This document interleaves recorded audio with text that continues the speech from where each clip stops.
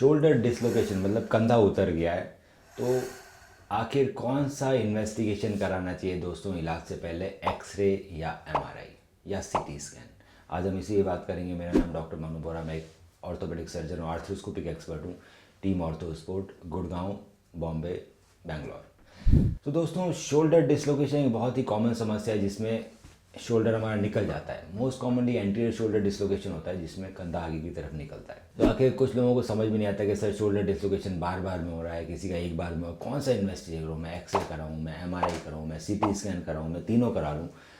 सो सबसे पहले आता है दोस्तों कि जिस दिन आपका शोल्डर डिसलोकेशन हुआ है, बहुत सारे डॉक्टर्स बिना एक्सरे के वो रिड्यूस कर देते हैं क्योंकि वो इमरजेंसी होता है। अगर मेरे पास भी कोई पेशेंट आएगा और मुझे साफ साफ ही दिख रहा है क्लिनिकली कि इसका शोल्डर डिसलोकेट हुआ है, तो उसको एक्सरे में भेज के एक्सरे कराना कई बार बहुत ज़्यादा टाइम कंज्यूमिंग होता है और पेशेंट बहुत दर्द में होता है। तो हम फटाक से उसको खींच के डिसलोकेशन को रिड्यूस कर देते हैं, उसके बाद हम एक्सरे पे भेजते हैं पेशेंट को।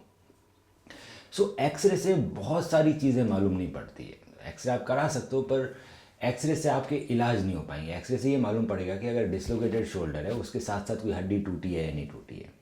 दूसरा ये मालूम पड़ सकता है कि जो डिसलोकेशन वाला शोल्डर था वो वापस क्या रिड्यूस हुआ भी है या नहीं हुआ है। सो ये दो चीज़ें हम एक्सरे से कंफर्म कर सकते हैं।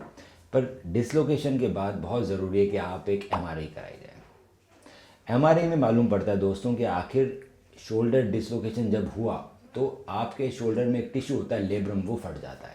हमारा जो शोल्डर जॉइंट होता है दोस्तों, उसमें ग्लिनोइड होता है और ग्लिनोइड के पे आर्टिकुलेट करते हैं हमारी हाथ की हड्डी ह्यूमरल हेड।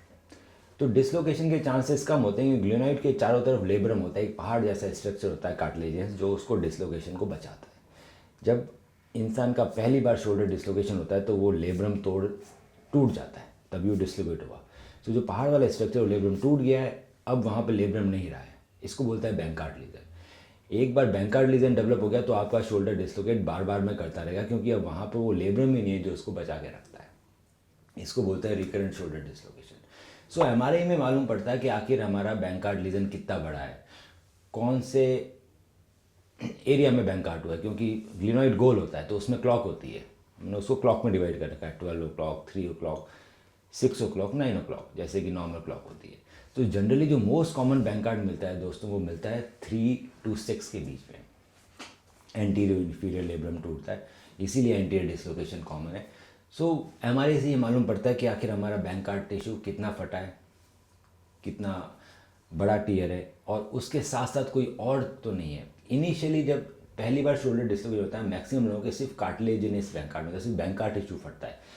पर या तो बहुत सीवियर एक्सीडेंट हुआ हो या फिर बहुत बार शोल्डर डिसलोकेशन हो गया, उसमें क्या होता है दोस्तों, हमें ग्लिनोइड भी खींचने लगता है जो बोन है, तो बोनी बैंकार्ड डेवलप हो जाता है। एक बार अगर एमआरआई में आ रहा है कि आपकी बोनी लॉस ज़्यादा है तो हम आपको सीटी स्कैन कराने का एडवाइस देते हैं, क्योंकि अगर आपकी 25% से ज़्यादा बोन लॉस हो गई है, आपको बोनी बैंकार्ड 25% के आसपास का है, तो फिर इसमें दूसरा प्रोसीजर मतलब लेटार्जी प्रोसीजर करना पड़ता है, इसमें हड्डी भी बिठानी पड़ती है हमें।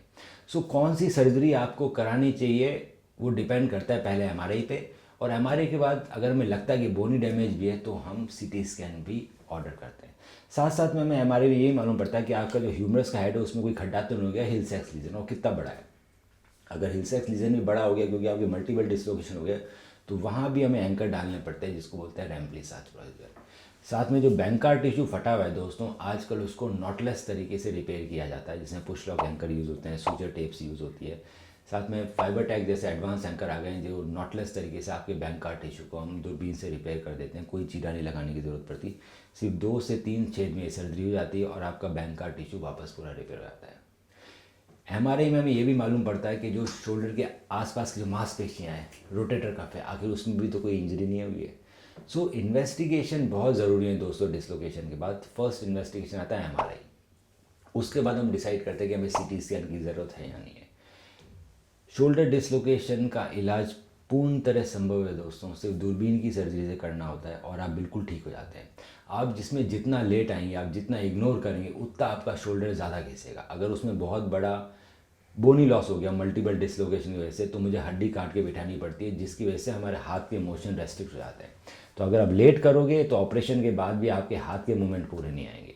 कई बार ह्यूमरस साइड में इतना बड़ा खड्डा होता है जिसमें रेम्प्लिसाज प्रोसीजर करना पड़ता है, तो पैसे भी ज़्यादा लगते हैं, एंकर भी ज़्यादा लगता है और रिजल्ट में भी मूवमेंट में रेस्ट्रिक्शन आती है इन प्रोसीजर्स के बाद।